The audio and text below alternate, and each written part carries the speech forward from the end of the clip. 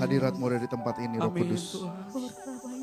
Malam hari ini kami datang di tempat ini dengan satu kerinduan, itu berjumpa dengan Tuhan. Amin Tuhan. Dan malam hari ini kami percaya di tempat ini dipenuhi oleh hadirat Tuhan. Yang sakit disembuhkan. Yes. Kami yang berbeban berat, Tuhan melepaskan beban kami. Kami yang butuh jawaban, kami dapat solusi, kami dapat jawaban dari Tuhan. Amin. Kami yang gak punya dasar untuk berharap, hari ini kami punya dasar untuk berharap. Karena tidak ada pengharapan yang mengecewakan di dalam Kristus Yesus Tuhan. Terima kasih Bapa yang baik. Sungguh kami bersyukur, hati kami limpah dengan ucapan syukur Tuhan. Karena Kau begitu baik dalam hidup kami Yesus. Dan malam hari ini berbicara Tuhan kepada setiap kami. Pribadi lepas pribadi Tuhan. Jangan lewatkan satu orang pun di tempat ini ya Roh Kudus. Karena kami percaya masuk di bulan November Tuhan. Di penghujung tahun 2023. Ada sesuatu yang Tuhan akan siapkan bagi setiap kami. Yang percaya dan beriman kepadamu Tuhan. Karena itu sentuh setiap hati kami Tuhan Yesus. Hati yang keras Tuhan lembutkan. Pikiran yang bukan berasal daripada Tuhan, Tuhan ganti dengan pikiran-pikiran Kristus. Terima kasih Bapa. Kami buka hati kami malam hari ini. Siap untuk ditaburi kebenaran firman-Mu Tuhan. Berbicara kepada setiap kami. Di dalam satu nama kami berdoa dan bersyukur di dalam nama Tuhan Yesus Kristus. Yang percaya mari sama-sama katakan amin. Berikan tepuk tangan yang paling dahsyat bagi Tuhan kita. Sekali lagi saudara, yang lebih keras lagi.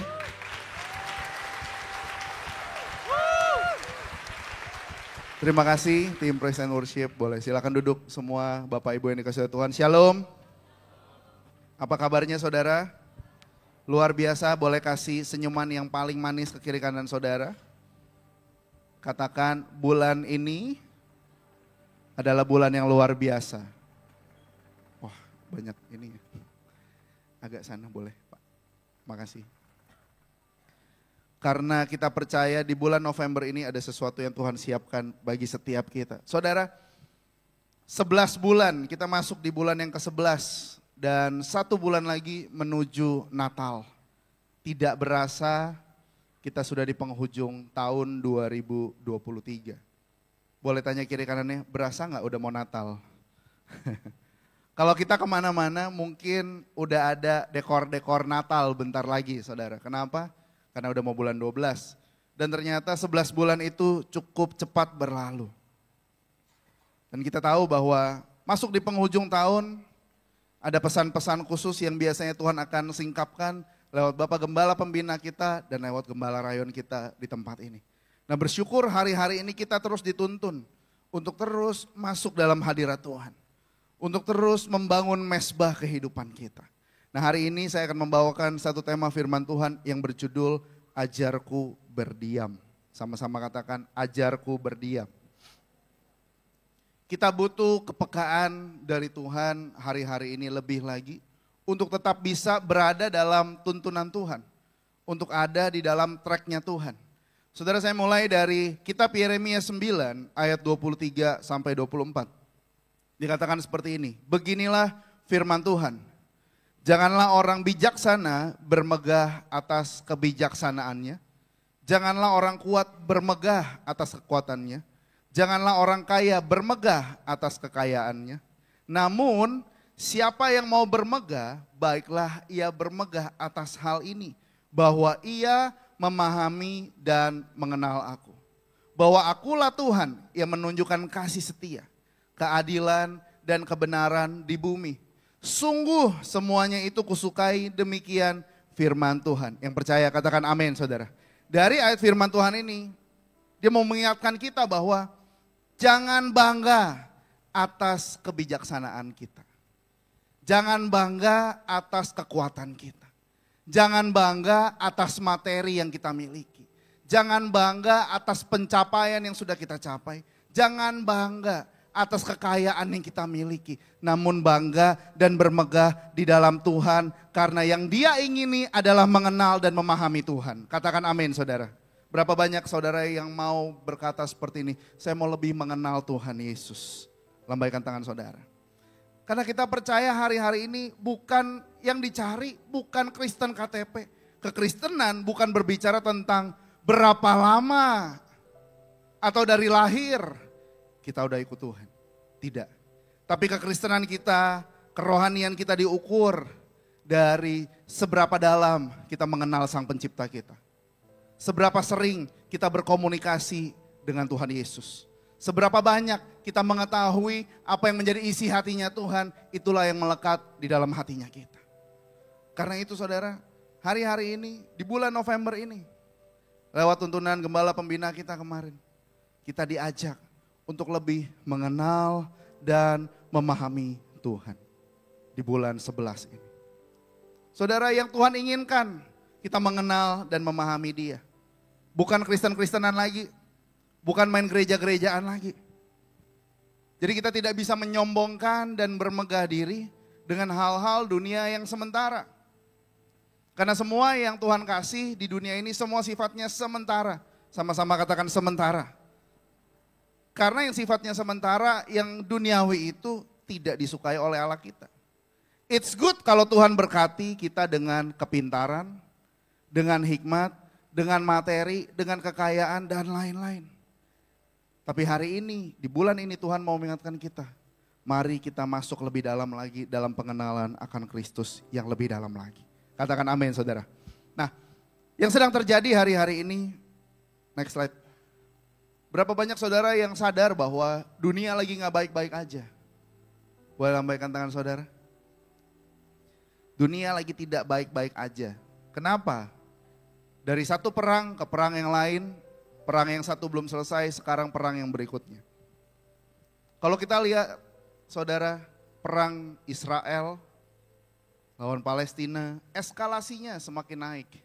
Eskalasinya semakin tinggi. Faktanya kalau kita baca berita, bahkan 120 negara sudah menekan bangsa Israel untuk melakukan gencatan senjata.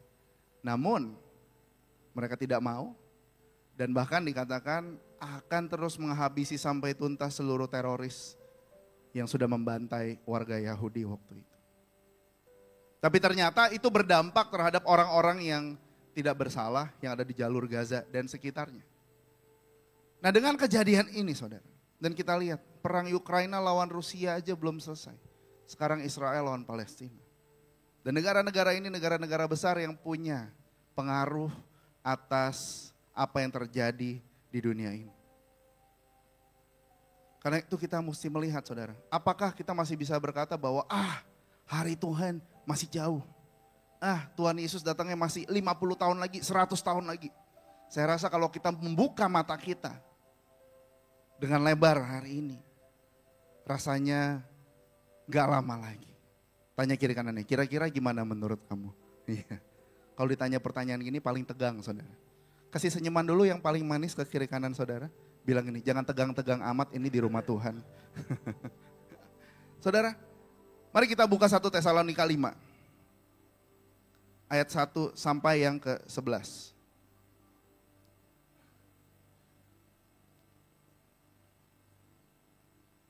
Dikatakan berjaga-jaga.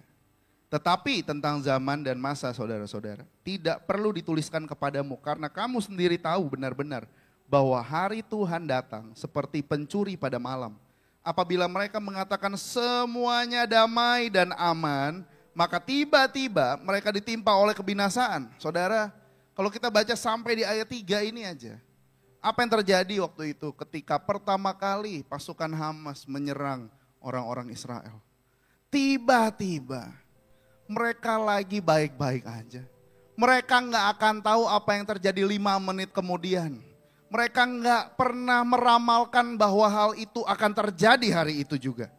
Tiba-tiba mereka lagi merasa damai dan aman. Tiba-tiba mereka ditimpa oleh kebinasaan. Ribuan orang hari itu langsung mati.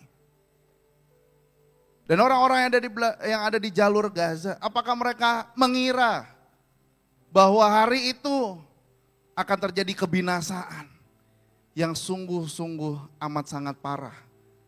Kalau kita lihat sampai dengan hari ini. Tidak ada yang tahu.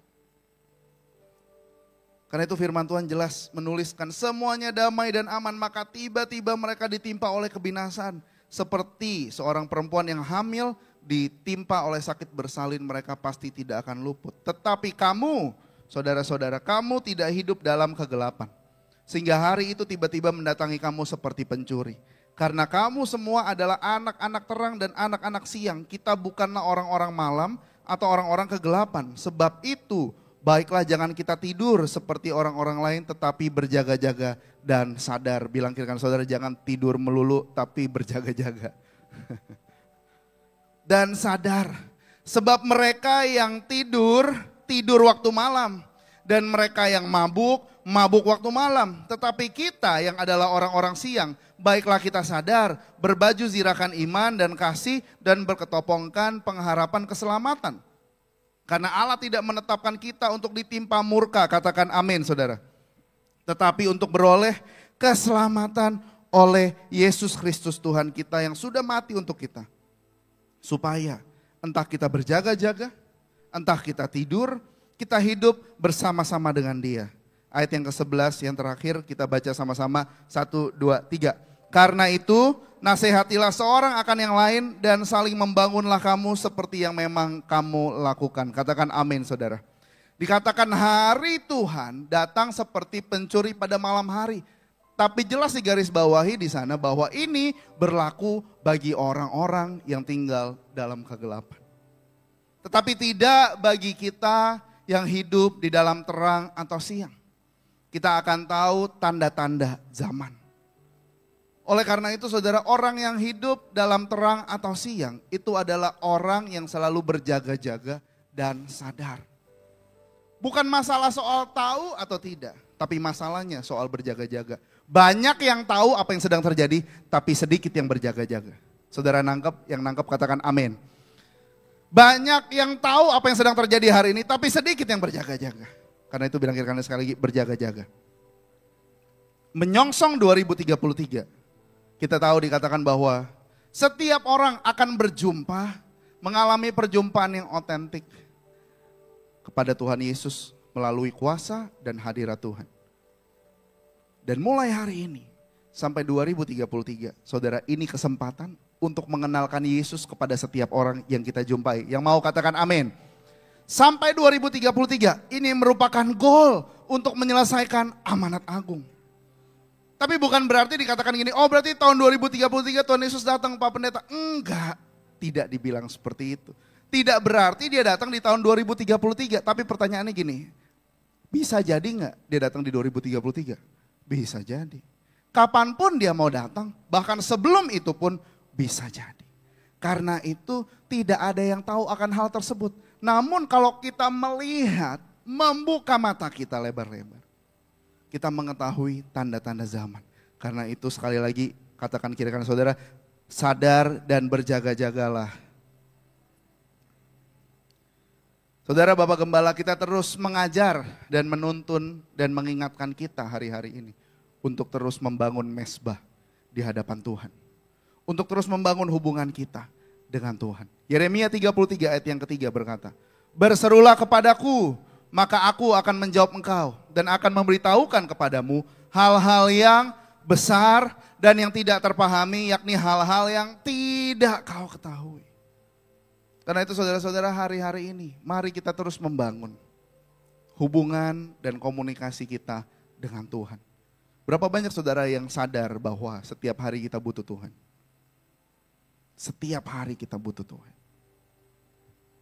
Tapi apakah ketika kita ketemu Tuhan, kita perlu untuk doa yang panjang-panjang, sampai rentetan doa, permintaan kita yang begitu panjang. Tapi hari ini saya mau mengingatkan, saya ngambil dari salah satu quote dari Bapak Gembala kita, Pastor Handi, dikatakan begini, Tuhan tidak terpikat pada doa yang panjang yang kita ucapkan. Namun hati Tuhan lebih terpikat kepada seberapa sering kita berkomunikasi dengan Tuhan. Seberapa sering kita membangun hubungan dengan Tuhan. Seberapa sering kita membangun komunikasi kita dengan Tuhan hari-hari ini. Masuk dalam hadirat Tuhan. Dan ketika kita masuk dalam hadirat Tuhan, merasakan hadirat Tuhan, kita rasakan sukacita, damai sejahtera daripada Tuhan Yesus. Yang percaya kasih tepuk tangan yang paling dahsyat bagi Tuhan. Hari Sabtu kemarin gembala pembina kita mengatakan seperti ini. Orang yang berdoa belum tentu sembahyang. Kita udah pernah bahas tentang sembahyang. Sembah, menyembah yang punya bumi, yaitu Tuhan Yesus. Tetapi orang yang sembahyang pasti berdoa dengan benar. Mari hari ini kita punya kerinduan untuk lebih mengenal dan mengetahui Tuhan. Nah, karena itu saudara, hari ini saya akan mengajak saudara untuk belajar dari satu orang yang luar biasa. Di zamannya Tuhan pakai dia dengan dahsyat, berdampak sangat luar biasa. Seorang yang bernama Yusuf. Sama-sama katakan Yusuf. Cerita Yusuf dimulai dari Kejadian 37. Saudara kalau bawa Alkitab boleh dibuka. Saya akan bacakan Kejadian 37, judul perikopnya Yusuf dan saudara-saudaranya. Adapun Yakub, ia diam di negeri penumpangan ayahnya, yakni di tanah Kanaan. Inilah riwayat keturunan Yakub. Yusuf tatkala berumur 17 tahun, sama-sama katakan 17 tahun. Jadi Yusuf hari itu masih 17 tahun, masih sangat muda. Biasa mengembalakan kambing domba bersama dengan saudara-saudaranya, anak-anak Bilha dan Zilpa, kedua istri ayahnya, dan Yusuf menyampaikan kepada ayahnya kabar tentang kejahatan saudara-saudara. Stop sampai di ayat yang kedua, saudara. Saya mau Anda mengenal dulu karakteristik Yusuf di zaman muda. Sama-sama bilang di zaman muda. Di zaman muda, usia 17 tahun, kalau bahasa hari ini, Yusuf itu anak cepu. Saudara tahu cepu? Tukang lapor. Dia tukang lapor. Lapor Pak, abang saya tadi habis bully saya. Lapor Pak, abang jahat tadi. Lapor Pak, tadi abang nyolong.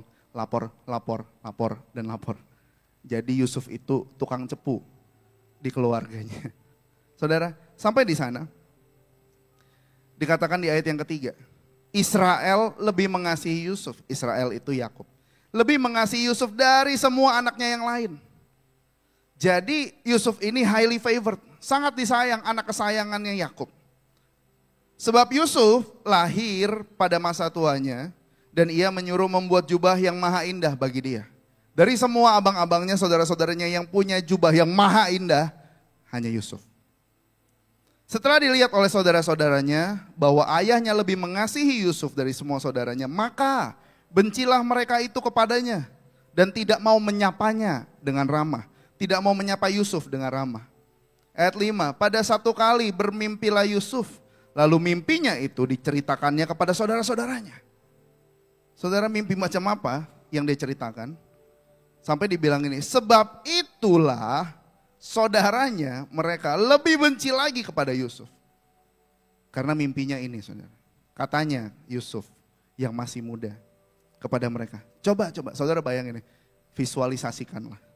Coba, abang, bapak, dengar doa, dengar mimpi saya.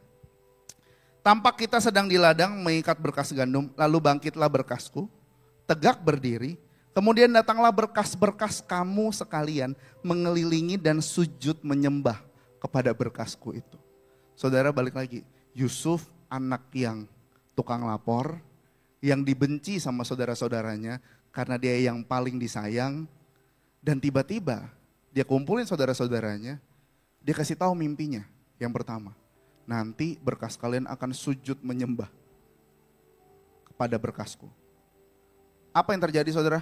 Ya makin bencilah saudara-saudaranya dia. Makin bencilah mereka, saudara. Lalu saudaranya berkata, apa engkau ingin menjadi raja atas kami? Apa engkau ingin berkuasa atas kami? Makin bencilah mereka kepadanya karena mimpinya dan karena perkataannya itu.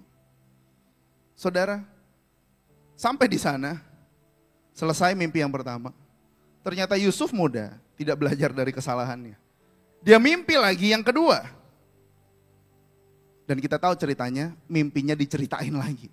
Sama abang-abangnya yang lagi gondok. Saudara, tanya kiri kanan, pernah gondok gak? Pernah kesel gak? Iya, ceritain lagi. Sama saudara-saudaranya. Katanya begini, aku mimpi lagi. Tampak matahari, bulan, 11 bintang sujud menyembah kepadaku.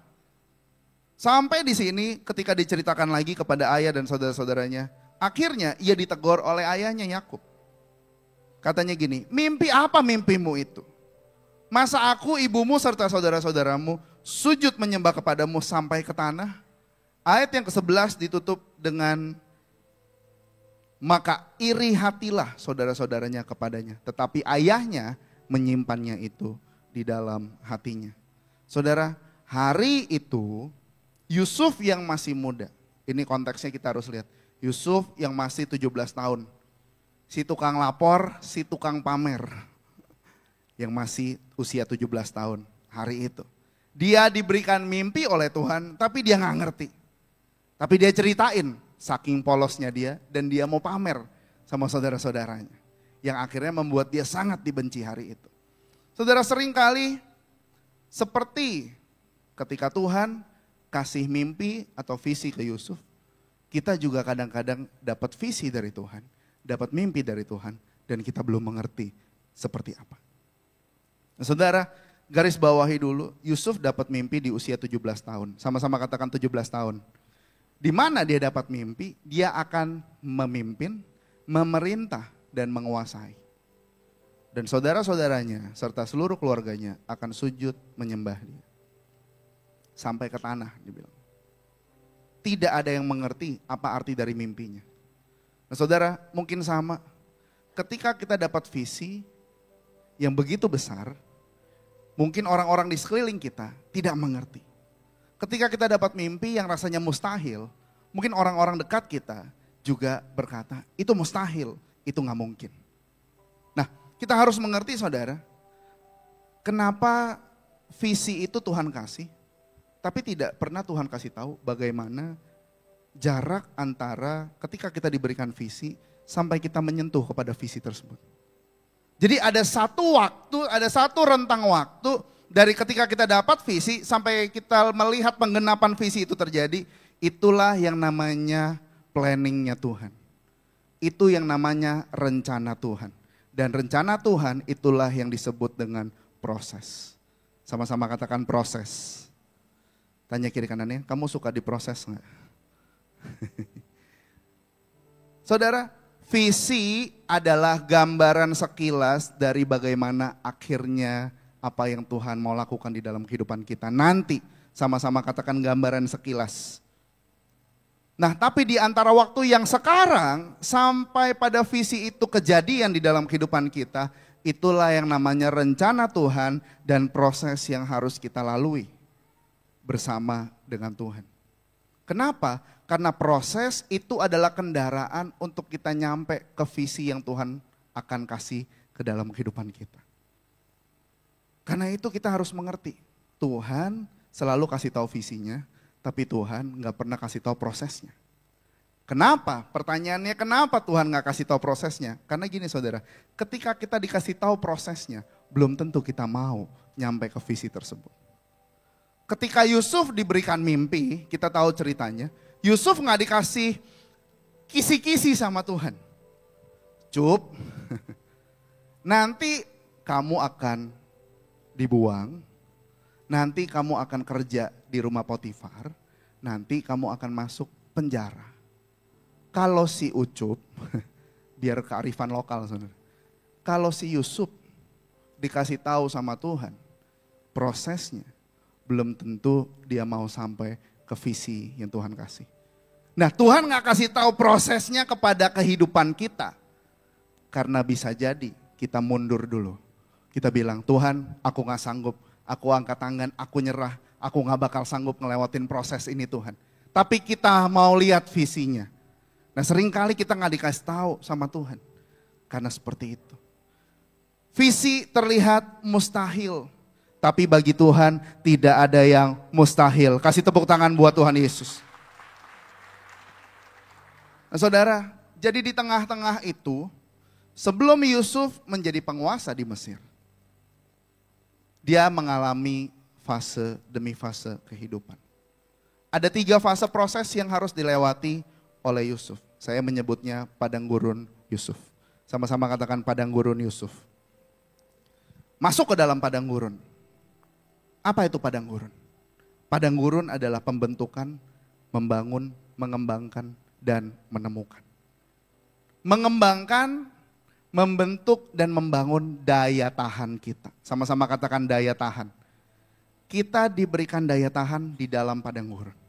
Yang kedua, di dalam padang gurun kita diberikan kesabaran yang ekstra sama Tuhan. Disitulah kita latihan untuk mengembangkan kesabaran kita. Dan yang ketiga, kita di padang gurun menemukan Tuhan. Jangan sampai kita tidak bertemu Tuhan di padang gurun kehidupan kita. Kenapa saudara? Kenapa kita harus melewati padang gurun? Karena padang gurun adalah akses menuju janji Tuhan atau tanah perjanjian yang Tuhan udah siapkan. Katakan amin saudara. Tanpa padang gurun kita nggak nyampe sampai di tanah perjanjian. Kenapa Tuhan izinkan kita masuk ke padang gurun? Tentunya Tuhan punya maksud dan tujuan yang sangat baik. Tuhan nggak iseng-iseng untuk membinasakan umatnya, tidak. Memang padang gurun itu bukan tempat yang nyaman. Namun ketika kita memahami tujuan serta rela untuk mengalami pengalaman di dalam padang gurun kehidupan kita, di sana akan banyak mujizat yang terjadi di dalam kehidupan saudara. Katakan amin saudara. Untuk mengalami mujizat dibutuhkan kadang-kadang ketahanan iman. Untuk mengalami mujizat kita harus berhadapan dengan satu kondisi yang gak mungkin tapi buat Tuhan mungkin. Untuk menerima mujizat harusnya pikiran kita udah gak bisa mikir lagi. Tinggal angkat tangan dan bilang Tuhan turun tangan atas kehidupan kita. Untuk menerima mujizat. Katakan amin saudara. Bahkan hal-hal yang mustahil sekalipun terjadi di dalam padang gurun. Asal kita percaya kepada Tuhan. Masa padang gurun bisa diartikan juga seperti masa-masa sukar. Gak ada harapan, gak ada jawaban saudara. Rasanya semuanya hamparan pasir yang begitu luas dan never ending. Gak ada jalan keluar di sana. Apa aja yang kita hadapi, kadang-kadang dalam kehidupan kita, rumah tangga kita. Anak-anak memberontak, sakit penyakit gak kunjung sembuh, dan sebagainya, usaha seret, krisis keuangan, masalah begitu berat, dan bisnis kita mau bangkrut. Segala macam hal itu terjadi dan kita lagi mengalami pengalaman yang berat di dalam padang gurun. Dan ternyata di dalam padang gurun reaksi orang berbeda-beda. Sama-sama katakan berbeda-beda. Setiap orang yang mengalaminya ada yang bersungut-sungut, ada yang marah, ada yang gak terima dan ada yang menyalahkan Tuhan. Kenapa ini terjadi Tuhan? Hidupku lagi aman dan damai sejahtera, enak-enak aja. Tapi kenapa ini terjadi? Ada yang meragukan kemampuan Tuhan. Tapi atau ada yang merespon sebaliknya saudara. Berserah kepada Tuhan. Bersiap diri melakukan yang terbaik dan berharap sepenuhnya kepada Tuhan. Reaksi orang beda-beda. Karena reaksi adalah sikap yang dihasilkan dari pengalaman kita di dalam padang gurun. Ulangan 8 ayat yang kedua berkata, ingatlah kepada seluruh perjalanan yang kau lakukan atas kehendak Tuhan Allahmu di padang gurun selama 40 tahun ini dengan maksud merendahkan hatimu. Sama-sama katakan merendahkan hatimu. Dan mencobai engkau untuk mengetahui apa yang ada dalam hatimu, yakni apakah engkau berpegang pada perintahnya atau tidak. Karena itu saudara, ketika kita sedang diproses di dalam padang gurun, menemukan Tuhan adalah hal yang paling penting yang harus kita lakukan. Ketika kita ketemu dengan Tuhan, gak ada air pun di padang gurun, kita akan tetap dipenuhi oleh Tuhan Yesus. Tidak ada makanan sekalipun yang di-provide, tapi kalau ada Tuhan, kita tidak akan pernah kelaparan. Katakan amin saudara. Kenapa? Asal kita ketemu Tuhan di padang gurun. Nah, sebelum masuk padang gurun, ada satu statement dikatakan seperti ini saudara. Oleh Bapak Gembala kita. Padang gurun kesulitan akan memperbesar kapasitas iman kita. Himpitan dan tekanan akan memperbesar pengharapan kita. Sebelum kita masuk padang gurun. Tanya kiri kanannya, are you ready? Saudara, karena itu hari ini saya mau breakdown fase padang gurunnya Yusuf. Ada 3 hal yang dia ketemu. Yang pertama, ya, sekarang. Jadi ini ada yang pertama, supaya saudara ngerti. Ya, yang pertama ada iklan mau lewat. Silakan Pak, ke sana Bang Charles. Ya. Yang pertama, lanjut sampai ujung. Yang pertama adalah sumur. Sama-sama katakan sumur. Di sumur, hari itu adalah fase pertama padang gurunnya Yusuf. Saudara, kalau kita baca Kejadian 37, itu dia dapat janji Tuhan. Di ayat yang ke-11 dikatakan mereka benci sama Yusuf dan hari itu Yusuf dibawa sama abang-abangnya pergi. Mungkin Yusuf berpikir, asik dibawa ngopi ke Starbucks. Tapi ternyata enggak. Ternyata Yusuf dibuang ke dalam sumur hari itu sama abang-abangnya. Saudara, yang pertama berbicara tentang sumur. Apa itu sumur? Sumur berbicara tentang kerendahan hati. Dibawa turun ke bawah. Fase pertama yang harus dilewati oleh seorang Yusuf. Saudara bisa bayangin ketika dia dibuang ke dalam sumur. Rasanya semua hal itu musnah begitu aja. Rasanya dia baru dapat mimpi yang begitu baik. Tiba-tiba dia buang ke dalam sumur. Dan ditinggal begitu saja oleh abang-abangnya. Rasanya udah gak ada masa depan lagi. Bahkan dia di sana kehilangan banyak hal, saudara. Ketika dia dijerumuskan ke dalam sumur, di sini berbicara yang pertama, dia kehilangan harga dirinya. Yang kedua, dia kehilangan kehormatannya. Yang ketiga, dia kehilangan masa depan. Dilucuti semua materinya. Ketika dia dibuang ke dalam sumur, tidak ada lagi harga dirinya. Tidak ada yang menolong. Sumur itu begitu dalam. Sampai orang menemukan dia dan dia dijual jadi budak. Bukan hal yang mudah bagi seorang Yusuf, dan garis bawahi, yang baru aja dapat mimpi. Yang baru aja dapat visi dari Tuhan. Bahwa dia akan memerintah nantinya. Bukan hal yang mudah. Bilang kiri kanannya, bukan hal yang mudah. Sampai di sumur materinya udah gak ada lagi. Kekayaan dan sebagainya udah gak ada. Bahkan di dalam sumur tidak ada lagi yang bisa disombongkan. Ini semua udah gak bisa lagi. Yang tadinya kita tahu bahwa hari itu usia 17 tahun Yusuf muda, tukang pamer. Yusuf muda, tukang lapor. Hari itu dia gak bisa ngapa-ngapain.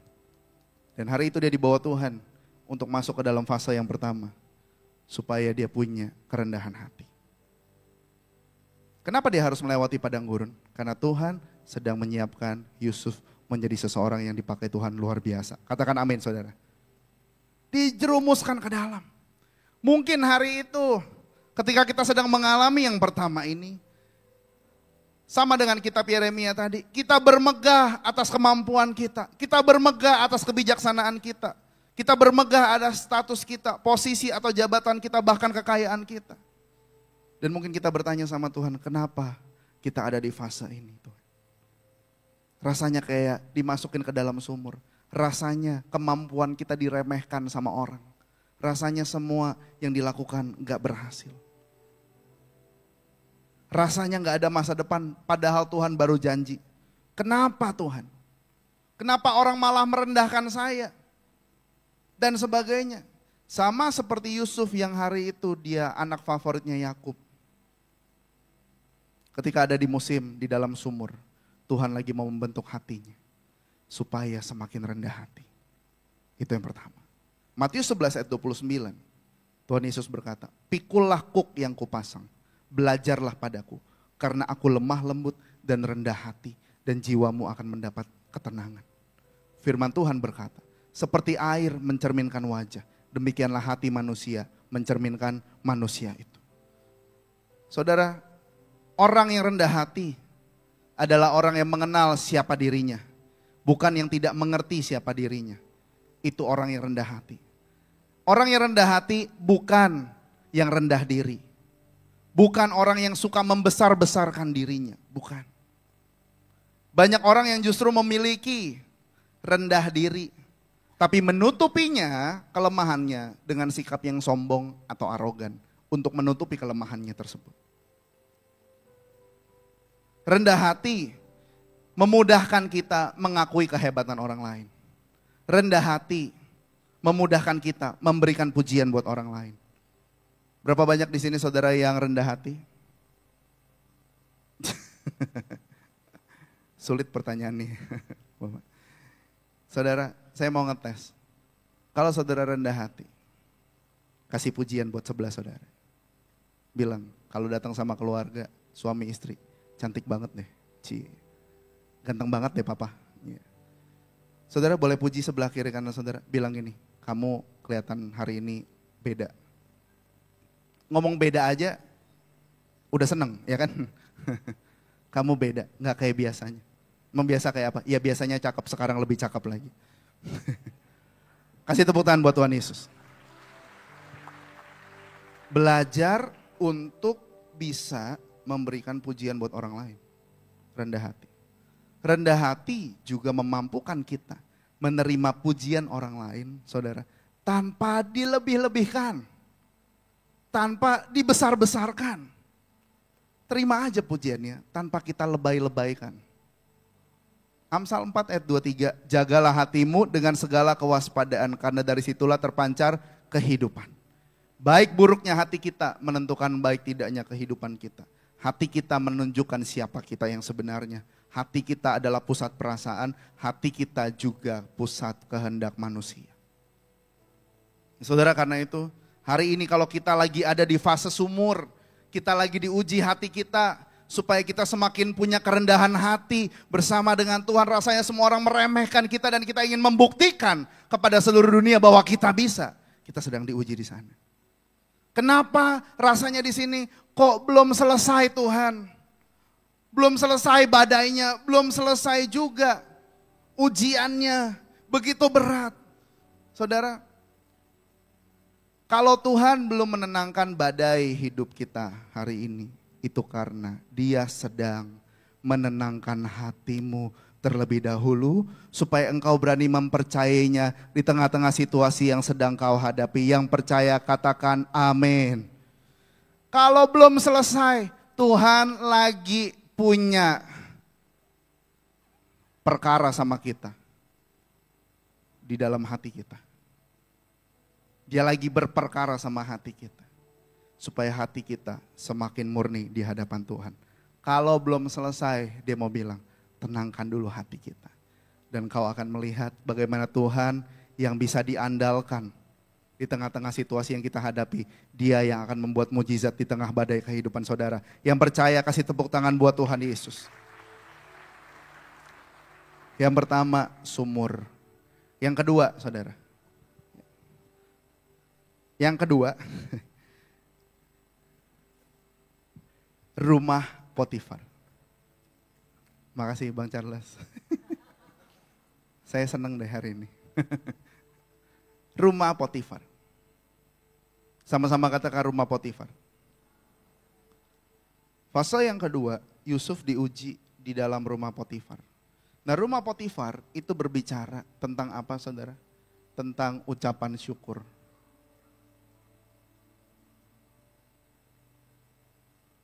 Bersyukur. Kenapa bersyukur? Hari itu Yusuf di rumah Potifar. Jadi second man-nya Potifar. Orang yang sangat dipercaya oleh Potifar. Kalau dalam karir, Yusuf itu lagi di puncak karir, saudara. Dia orang kedua yang paling dipercaya untuk mengurus kebutuhannya Potifar hari itu di rumah dan dimanapun dia berada. Sedang dalam keadaan yang baik. Karir lagi di puncak-puncaknya, gaji lagi tinggi-tingginya, semua barang bisa dibeli, toko hijau, toko oren lewat semua. Karena dia lagi di puncak karir, saudara. Semua hal yang baik dia terima. Tapi hari itu ada satu kejadian yang harus menimpa Yusuf. Dia harus dijatuhi hukuman atas hal yang tidak dia perbuat. Dia difitnah. Kalau kata orang, fitnah lebih kejam dari pembunuhan. Dia difitnah oleh tante Potifar. Kita sebut aja Tante Pot. Tante Pot ini ngelihat Yusuf dari ketika dia kerja. Waduh, ganteng banget. Badannya six pack. Kalau yang udah berkeluarga kan kita mah family pack aja ya Pak. Waduh, bagus banget kerjanya, cakap kerjanya. Begitu elok rupanya. Sehingga Tante Potifar berpikir untuk menggoda Yusuf. Dicari celah untuk menggoda Yusuf sampai di satu titik. Ada momen di mana mereka berdua. Itu rumahnya, enggak lah. Kira-kira ya rumahnya besar lah. Ada momen di mana mereka berdua. Dan hari itu digoda sedemikian rupa oleh Tante Pot. Dan Yusuf tetap memegang integritasnya sebagai laki-laki yang takut akan Tuhan. Dia pergi meninggalkan Tante Potifar, tapi dengan meninggalkan barbuk, saudara. Barang bukti. Bajunya Yusuf yang dipegang sama Tante Potifar. Barang bukti itulah yang dibuat jadi bahan fitnah kepada suaminya si Potifar. Dan malam itu juga Potifar ngamuk sengamuk-ngamuknya dan langsung menjatuhi hukuman atas Yusuf yang selama ini dia sudah dipercaya oleh Potifar. Hari itu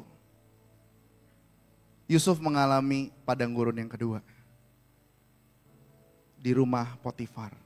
Kenapa saya tulis di situ bersyukur? Karena di sana di rumah Potifar dia mengalami yang namanya fitnah. Apalagi saudara, yang kedua, orang tidak suka sama dia.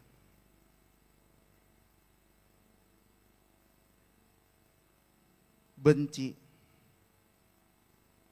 Dan semua yang dilakukan rasanya salah. Padahal sudah benar. Kenapa? Karena difitnah. Udah berbuat baik pun tetap dibilang gak baik. Digosipin. Orang ngomongin kita di belakang. Ditusuk dari belakang, di depannya baik banget. Tapi ternyata dari belakang lagi ditusuk. Di fase yang kedua, Yusuf mengalami begitu sulit untuk mengucap syukur. Tapi hari itu, ketika dia dibawa oleh penjaga istana, langsung dijebloskan di rumah tahanan raja. Di rumah tahanannya Potifar hari itu saudara. Satu kata pun tidak terucap dari mulut Yusuf. Yusuf nggak langsung bilang ini, Pak, cek dulu CCTV-nya. Dia nggak bilang gitu saudara. Dan nggak ada juga CCTV. Tapi dia nggak bilang, cek dulu mana tahu ada orang yang lihat saya nggak melakukan itu tuh fitnah. Atau perlu saya posting di sosial media Pak. Saya taruh di Instagram, saya taruh di Twitter dan sebagainya. Saya tidak bersalah. Saya cari Hotman Paris jadi kuasa hukum saya Pak, tunggu ya. Dia tidak melakukan itu saudara. Bahkan sepatah kata pun tidak keluar dari mulutnya Yusuf. Ketika kita sedang mengalami hal seperti ini, apakah kita sibuk cari pembelaan sana sini? Kita goreng di sosial media dan sebagainya. Nah proses bisa terjadi dalam hidup kita, apapun proses itu. Namun yang membedakan adalah respon kita. Yang akan menentukan bagaimana kita akan melewati proses itu dan mendapat kemenangan. Yang percaya katakan yes saudara. Karena itu kita harus mengerti. Yang kedua, mungkin kita lagi difitnah. Orang gak suka sama kita, orang benci sama kita. Berbuat semua yang benar pun tetap dibilang salah. Hari ini Tuhan mau ngajarin kita untuk belajar bersyukur sama Tuhan. Karena itu saudara, apakah benar kita mengenal Tuhan? Berapa banyak saudara yang mau berkata, aku mau mengenal Tuhan lebih dalam lagi? Angkat tangan saudara. Angkat kedua tangan saudara sebentar. Apapun yang sedang saudara alami hari ini. Mungkin di fase yang kedua ini cukup berat. Tapi mari belajar bersyukur. Ku mau selalu bersyukur kepadamu Tuhan. Anugerah-Mu mempesonaku. Selalu dan selalu kau angkat hatiku. Kau membuatku berharga di matamu. Katakan, ku mau selalu bersyukur kepadamu Tuhan. Anugerah-Mu mempesona. Terima kasih Tuhan. Selalu dan selalu kau angkat hatiku.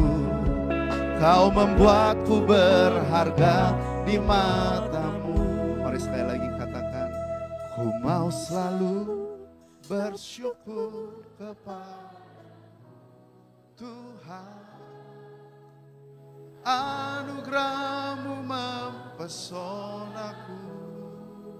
Katakan selalu, selalu dan selalu kau angkat hatiku.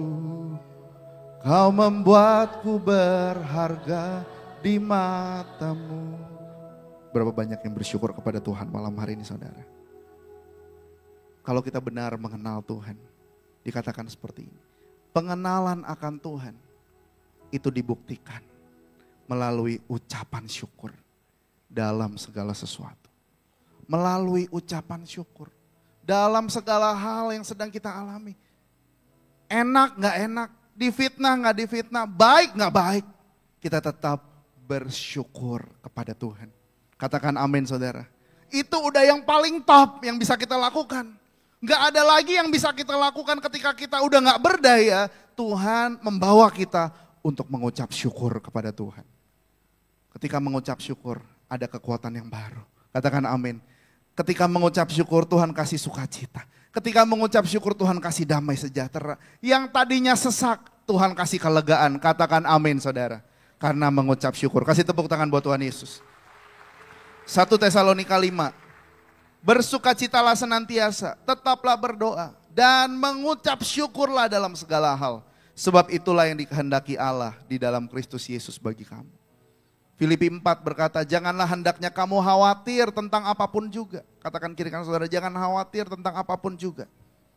Tetapi nyatakanlah dalam segala hal keinginanmu kepada Allah dalam doa dan permohonan dengan ucapan syukur. Katakan amin saudara. Jadi yang kedua di rumah Potifar, Yusuf dilatih Tuhan untuk bisa bersyukur dalam segala situasi. Dalam segala hal kehidupan kita. Dan yang terakhir, dari rumah Potifar, akhirnya malam hari itu, dia dijebloskan ke dalam penjara. Makasih Pak Charles. Boleh kasih tepuk tangan buat Pak Charles. Ini contoh WL yang rendah hati. Iya. Saya minta tolong aja langsung. Yang ketiga penjara. Saudara, di dalam penjara berbicara tentang apa saudara? Kesetiaan. Setia. Hari-hari ini Tuhan sedang menguji kesetiaan kita. Penjara itu rasanya cuma ruangan 2x3 yang dipenuhi dengan sekat dan rasanya gak bisa ngapa-ngapain. Rasanya lagi gak ada kerjaan dan kita tidak bisa berbuat apapun. Tidak berdaya. Namun hari itu di Kejadian 39 dikatakan gini. Lalu Yusuf ditangkap oleh tuannya, dimasukkan ke dalam penjara, tempat tahanan raja dikurung. Demikianlah Yusuf dipenjarakan di sana. Tetapi Tuhan menyertai Yusuf dan melimpahkan kasih setianya kepadanya. Dan membuat Yusuf menjadi kesayangan bagi kepala penjara itu. Sebab itu kepala penjara mempercayakan semua tahanan dalam penjara itu kepada Yusuf. Dan segala pekerjaan yang harus dilakukan di situ, dialah yang mengurusnya. Dan yang lebih luar biasa lagi ditulis seperti ini saudara. Dan kepala penjara tidak mencampuri segala yang dipercayakannya kepada Yusuf. Karena Tuhan menyertai dia dan apa saja yang dikerjakannya dibuat Tuhan berhasil. Di dalam penjara, ketika udah gak bisa ngapa-ngapain lagi. Apa yang dipelajari di dalam penjara saudara? Yang pertama, sama seperti tema khotbah ini, Ajarku berdiam diri, merenungkan, menintrospeksi diri kita. Yang kedua, di dalam penjara, kita jadi punya waktu yang banyak. Waktu dengan Tuhan. Ngapain saudara waktu dengan Tuhan? Waktu untuk mendengar. Yang biasanya kita berdoa, kita minta terus sama Tuhan. Ini waktunya kita untuk belajar mendengar dari Tuhan. Dan hari itu di dalam penjara, Yusuf diajarkan untuk setia. Setia dalam perkara kecil.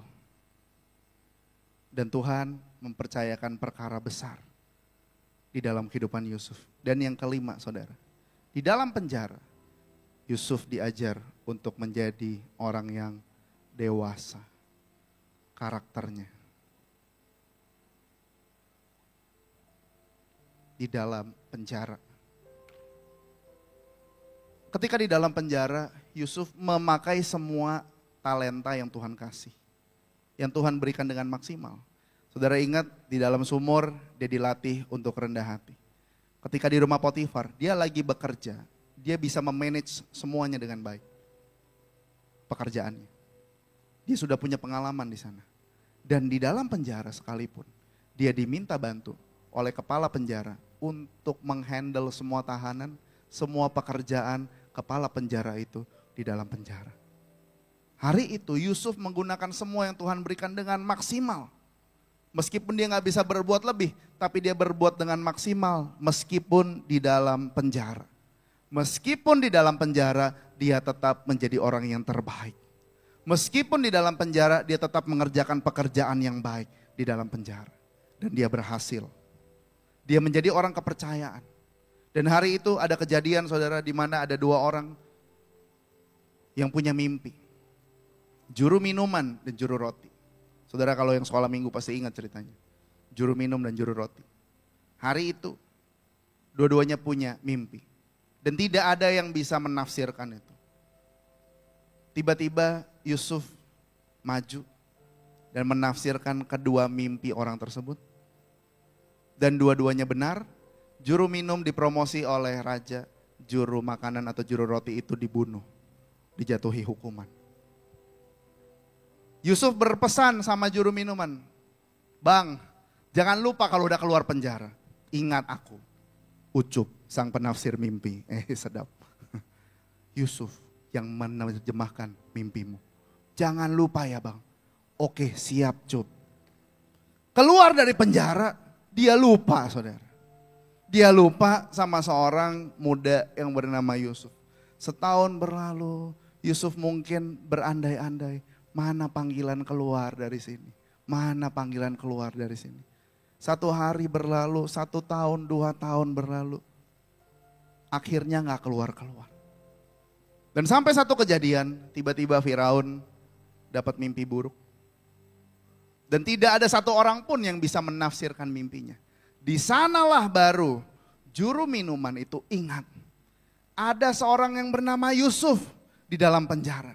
Akhirnya Yusuf dipanggil keluar dari penjara hari itu dan berhasil menafsirkan mimpi Firaun dengan tepat. Sama-sama katakan dengan tepat. Dengan tepat dan membawa hasil. Karena hari itu 7 tahun kekeringan terjadi melanda seluruh bangsa hari itu. Saudara, singkat cerita. Sampai di kitab Kejadian pasal 41, akhirnya Yusuf dari padang gurun, sumur, rumah Potifar, dan dia harus masuk penjara. Akhirnya dia keluar menjadi seorang pemenang. Katakan amin saudara. Dia keluar menjadi seorang pemenang, dia menjadi penguasa di Mesir. Dan akhirnya di kitab Kejadian pasal 45, pertama kalinya dia memperkenalkan dirinya di hadapan saudara-saudaranya. Pada waktu umur 17 tahun, saudara masih ingat ya, 17 tahun dia dapat mimpi. Dan ketika dia ketemu sama saudara-saudaranya, Yusuf sudah berusia 39 tahun. Butuh waktu berapa lama untuk Yusuf melewati ini semua saudara? 22 tahun lamanya. Untuk Yusuf melewati 3 fase padang gurun sampai dia bertemu dengan visi yang Tuhan berikan atas kehidupan Yusuf hari itu. Saudara, ternyata butuh waktu lama buat Yusuf untuk dapat melihat, mengalami penggenapan mimpi yang Tuhan berikan dalam kehidupannya. Dia melewati begitu banyak tantangan dalam padang gurun kehidupannya Yusuf. Namun Yusuf sanggup menyelesaikan semuanya dengan baik bersama dengan Tuhan. Saudara, percayalah, berapa lama pun kita ada di padang gurun, walaupun itu berat sekalipun, Tuhan akan mempercayakan kita akan keluar menjadi pemenang yang lebih daripada pemenang. Katakan haleluya, saudara. Itulah janji Tuhan. Walaupun 3 fase ini harus kita lewati dan begitu berat, tapi Tuhan menjanjikan, kamu orang-orang yang lebih daripada pemenang. Tahun ini, tahun menjadi orang-orang yang lebih daripada pemenang. Akhir tahun ini kita akan terima sama-sama berkat yang begitu luar biasa, mujizat yang begitu besar yang Tuhan sudah siapkan bagi setiap kita yang percaya kepadanya. Katakan amin, saudara. Dan mungkin hari ini kita sedang berada dalam ketakutan ketika kita ada di fase-fase ini. Tapi kita harus mengerti, slide yang terakhir, bahwa terkadang Tuhan mengizinkan ketakutan terjadi dalam hidup kita. Agar setiap hari, sama-sama katakan setiap hari, kita menyadari betapa pentingnya untuk terus bersandar kepada Tuhan. Setiap hari kita sadar kita butuh Tuhan. Kita sadar kita butuh Tuhan. Tidak ada lagi kekuatan kita yang bisa kita gunakan selain bersandar kepada Tuhan. Mari kita bangkit berdiri sama-sama Bapak Ibu. Saya tidak tahu berapa banyak hari ini saudara yang sedang berada di padang gurun kehidupan. Padang gurun mungkin rasanya terlihat gak ada bantuan, gak ada pertolongan. Tapi ingatlah hal ini, bahwa Tuhan selalu ada. Tuhan selalu ada menyertai kita. Dia menuntun kita ke jalan yang benar. Oleh karena namanya, katakan amin saudara. Sekalipun kita berjalan dalam lembah kekelaman, aku tidak takut bahaya, sebab engkau besertaku, gadamu dan tongkatmu itulah yang menghibur aku. Amin. Itulah Tuhan kita, Tuhan Yesus. Karena itu malam hari ini, berapa banyak saudara yang mau berkata, aku mau mengalami Tuhan di tengah masa-masa yang sulit, di tengah gurun kehidupanku. Kalau engkau mau, mari angkat kedua tanganmu sama-sama. Dan mari lihat apa yang Tuhan percayakan sampai hari ini. Semuanya baik. Ya. Semuanya baik. Saudara yang angkat tangan boleh taruh tangan kanannya di dada saudara. Yes. Oh, Roh Kudus, malam hari ini izinkan kami merasakan lagi kasih Kristus. Izinkan kami merasakan kasih sayang Tuhan yang begitu besar.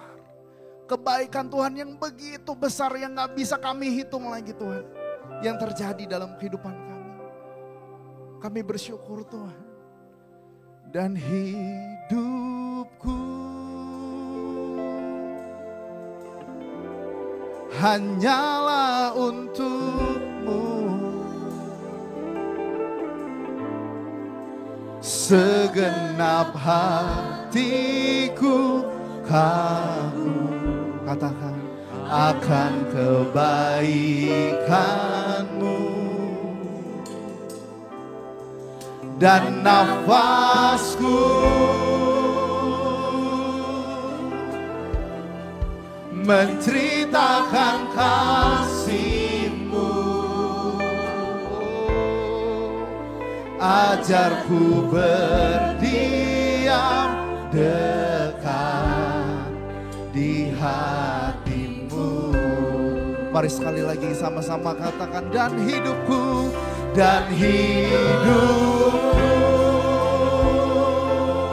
oh, hanyalah untuk-Mu.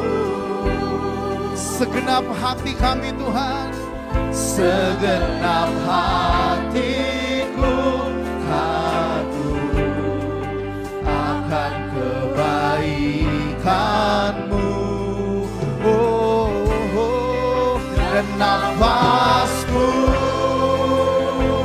oh Tuhan, menceritakan kasih-Mu, kasih-Mu Tuhan.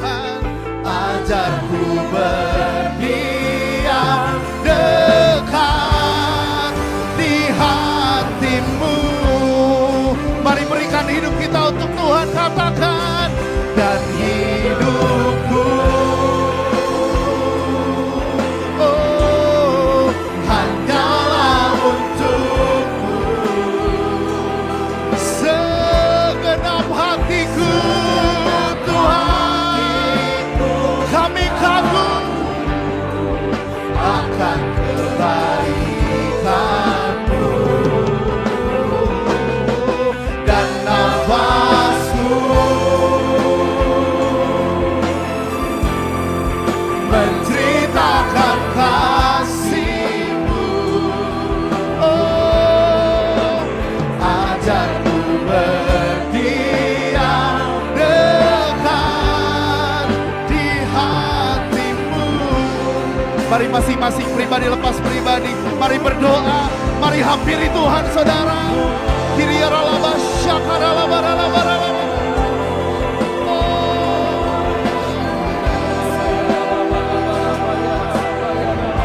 Kami kagum akan kebaikan-Mu Yesus. Oh, Engkau begitu baik, Engkau begitu mempesona, Engkau begitu luar biasa Tuhan.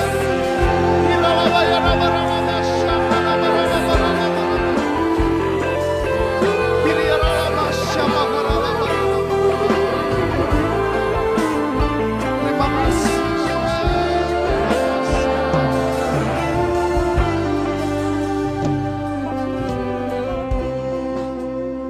Mari sekali lagi dengan lembut katakan, dan hidupku. Mari dengan sungguh katakan, hanyalah untukmu, hanya untukmu Tuhan. Segenap hatiku. Benar Tuhan, kami kagum Tuhan, kami kagum Tuhan, kami kagum akan kebaikan-Mu Tuhan. Dan nafasku,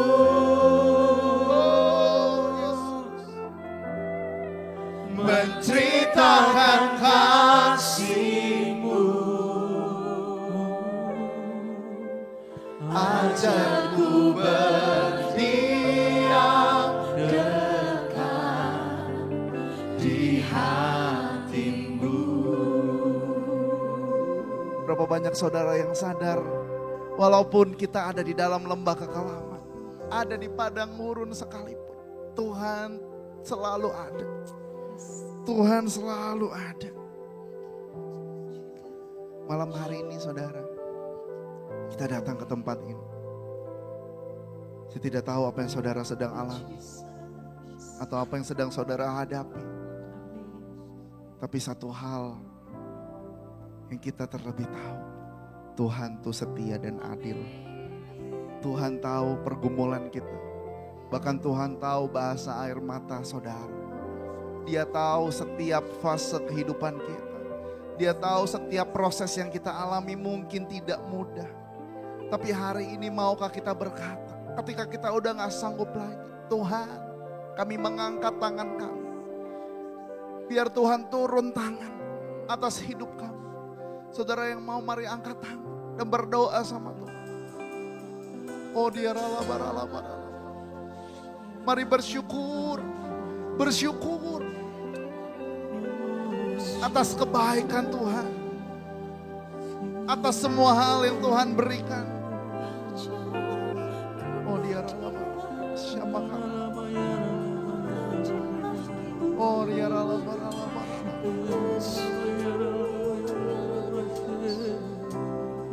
Terima kasih Tuhan. Saudara, malam hari ini, kalau engkau tahu bahwa kita butuh Tuhan di musim apapun yang sedang saudara alami, baru sekali lagi angkat tangan kiri saudara, taruh tangan kanan saudara di dada saudara.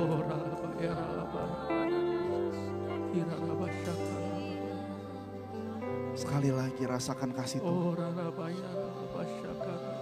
Selama jantung ini masih berdetak ya Tuhan, kami tahu Engkau mengasihi kami. Kami tahu Engkau masih punya rencana buat kami. Kami tahu Tuhan. Tuhan belum selesai dengan kami Tuhan. Kami tahu Tuhan masih ada rencana Tuhan yang begitu indah yang akan kami lihat ke depan Tuhan. Karena itu ini hati kami. Malam hari ini kami mau berkata, kami mau mengenal Tuhan lebih lagi. Kami mau mengenal Engkau, memahami Tuhan lebih dalam lagi ya Tuhan. Ya Bapa kami. Oriaralabasya makaralabay.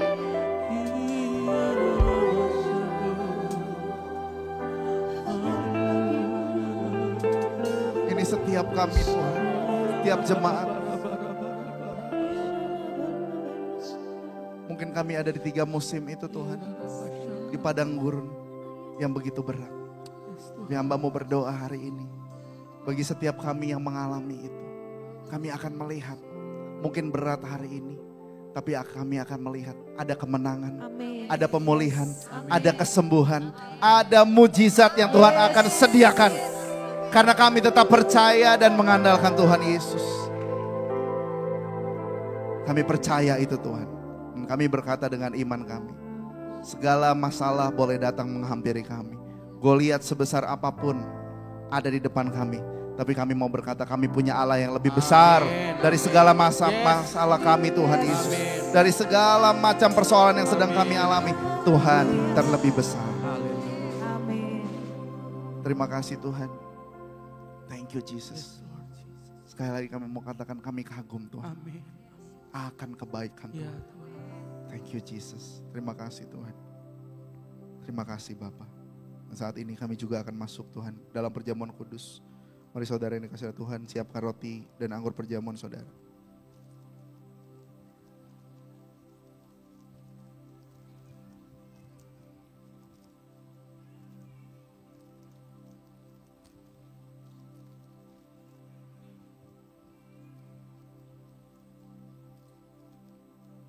Jika sudah, mari masing-masing berdoa kepada Tuhan. Ambil waktu dan minta ampun kepada Tuhan. Jangan sembunyikan di hadapan Tuhan. Jika ada kesalahan, pelanggaran atau apapun itu, mari minta ampun di hadapan Tuhan. Dan minta Tuhan melayakkan kita, menyucikan, menguduskan setiap kita. Terima kasih Tuhan Yesus.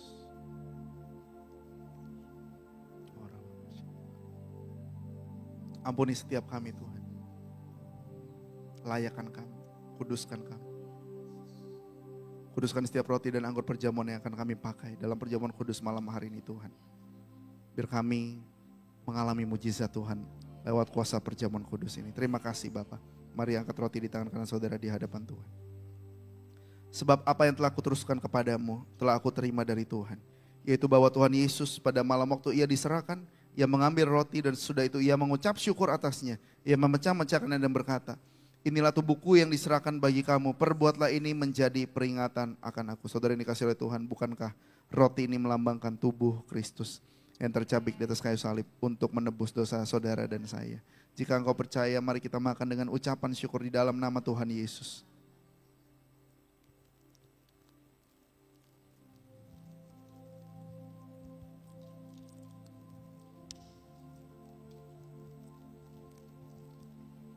Jika sudah kita ambil cawan di tangan kanan kita di hadapan Tuhan. Demikian juga ia mengambil cawan sesudah makan lalu berkata, cawan ini adalah perjanjian baru yang dimeteraikan oleh darahku. Perbuatlah ini setiap kali kamu meminumnya menjadi peringatan akan aku. Saudara yang dikasihi Tuhan, bukankah anggur ini melambangkan darah anak domba Allah yang tercurah di atas kayu salib demi menebus dosa saudara dan saya. Jika engkau percaya, mari kita minum dengan ucapan syukur di dalam nama Tuhan Yesus.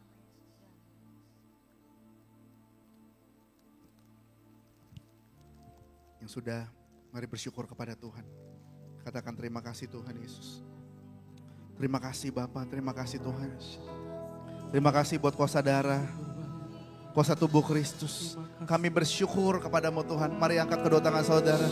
Ku mau selalu bersyukur kepadamu Tuhan.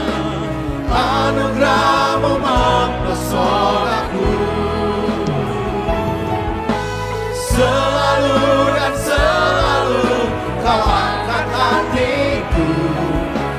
membuatku berharga di matamu. Ku mau selalu bersyukur kepadamu, Tuhan. Anugerah-Mu mempesonaku. Selalu dan selalu Kau angkat hatiku, Kau membuatku berharga di matamu. Mari katakan selalu, selalu dan selalu Kau angkat hatiku, Kau membuatku berharga di matamu. Selalu dan selalu Kau angkat hatiku, Kau membuatku berharga di matamu.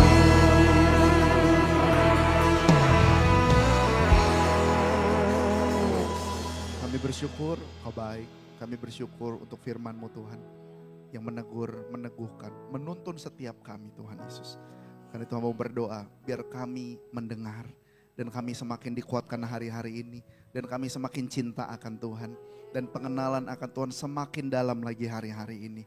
Terima kasih Tuhan, kami bersyukur untuk perjamuan kudus yang kami boleh mengambil bagian di dalamnya. Kami percaya yang sakit disembuhkan, kami yang berbeban berat Tuhan sudah melepaskan beban kami. Kami yang butuh mujizat kami terima, mujizat yang kreatif di dalam setiap area kehidupan kami. Kami declare itu di dalam nama Tuhan Yesus Kristus. Bahkan seluruh tubuh kami, dari ujung kepala sampai ujung kaki, seluruh organ tubuh kami Tuhan buat sehat sempurna di dalam nama Tuhan Yesus Kristus. Terima kasih Bapa, kami kembalikan seluruh pujian, penyembahan, doa kami hanya di dalam satu nama, di dalam nama Tuhan Yesus. Yang percaya sama-sama katakan amin. Tuhan Yesus memberkati.